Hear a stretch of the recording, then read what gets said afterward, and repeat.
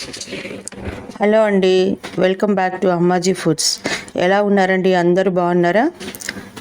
ఈరోజు మా ఇంటికి గెస్ట్లు వస్తారండి. వాళ్ళ గురించి నేను కేజీ చికెన్ స్కిన్లెస్ చికెన్ తెప్పించాను. ఈరోజు కాజు చికెన్ ఫ్రై చేయబోతున్నానండి. ఈ రెసిపీ చూసి లైక్ చేయండి, కామెంట్ చేయండి, సబ్స్క్రైబ్ చేయండి. సబ్స్క్రైబ్ చేస్తారు కదా. కాజు చికెన్ ఫ్రైకి కావలసిన పదార్థములు: చికెన్ 1 kg, నిమ్మకాయ రసం 2 టీ స్పూన్లు, పచ్చిమిర్చి 6 నుంచి 7, ఉల్లిపాయలు 2 నుంచి 3, పెద్దవి అయితే 2 అండి, చిన్నవి అయితే 3. ఎక్కువ ఉల్లిపాయలు వేసుకుంటే తీపిస్తుంది. ఉప్పు తగినంత, పసుపు కొద్దిగా, అల్లం వెల్లుల్లిపాయ 2 స్పూన్లు, అలాగే మసాలా పౌడర్కి కావాల్సిన మిరియాల పొడి 1 స్పూను, కాశ్మీరీ కారం 2 స్పూన్లు, ధనియాలు 2 స్పూన్లు, పట్ట, జాపత్రి, ఇలాచీ, లవంగాలు ఇవన్నీ కూడానండి. ఇలాచీలు 3, లవంగాలు 5, పట్ట ఒక 2 చిన్న ముక్కలండి, అలాగే జాపత్రి 1. ముందుగా చికెన్ని నిమ్మకాయ రసం కానీ, పసుపు కానీ, వెనిగర్ కానీ, కొద్దిగా ఉప్పు వేసి మనం కడుక్కోవాలి 2-3 సార్లు. శుభ్రంగా చికెన్ని కడుక్కున్న తర్వాత కొద్దిగా ఉప్పు, పసుపు వేసి, కారం ఒక 1/2 స్పూను,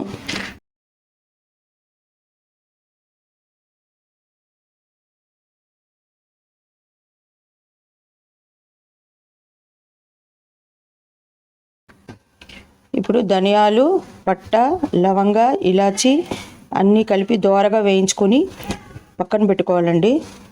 ఇప్పుడు ఇవన్నీ వేపుకునేవన్నీ కూడా చల్లారిన తర్వాత మిక్సీలో వేసి పొడి చేసుకోవాలండి. నా దగ్గర కారపొడి ఉంది కాబట్టి నేను కారపొడి అలాగే వేసేసాను. లేదా మీరు వేపుకున్న కాశ్మీరీ కారం మిరపకాయలు కానీ, లేదా మామూలు మిరపకాయలు కానీ, ఎండుమిరపకాయలు మీరు వేపి వేసుకోవచ్చు.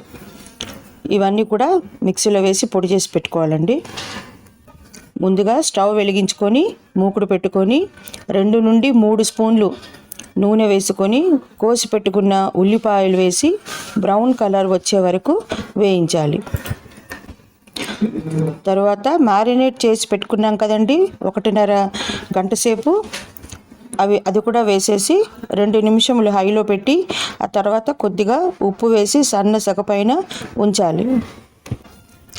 ముందు మ్యారినేట్ చేసి పెట్టుకున్నప్పుడు కొద్దిగా ఉప్పు వేసాం కాబట్టి ఇప్పుడు ఉప్పు తగ్గించుకోవాలండి, తగ్గించి వేసుకోవాలి.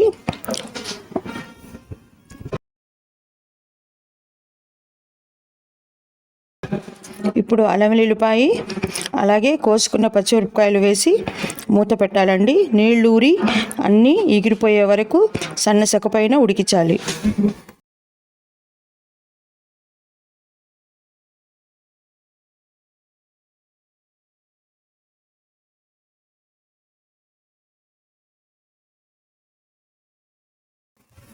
నీరంతా ఎగిరిపోయిన తర్వాత మిక్సీలో మనం మసాలా కారం చేసి పెట్టుకున్నాం కదండి, దాంట్లో సగం మాత్రమే వేయాలి.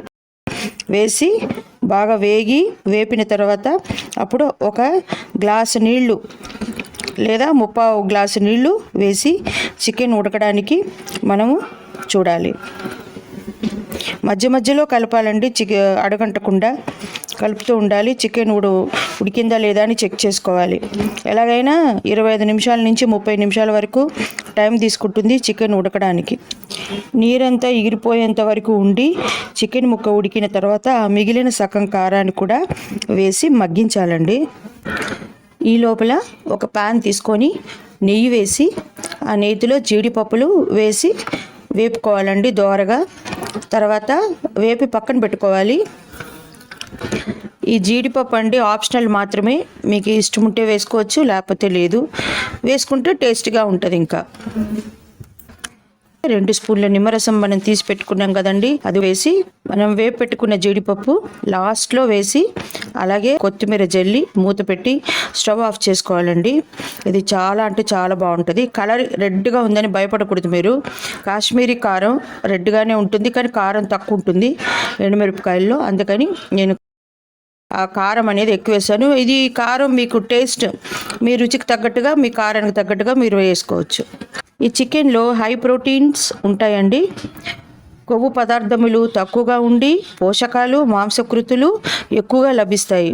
ఇది మంచి పౌష్టికాహారం అండి. ట్రై చేసి చూడండి. ఈ చికెన్ ఫ్రై అండి నీళ్ళ చారు, మిరియాల చారు, అలాగే పప్పు చారు పక్కన నంచుకోవడానికి చాలా బాగుంటుందండి. బాయ్ అండి.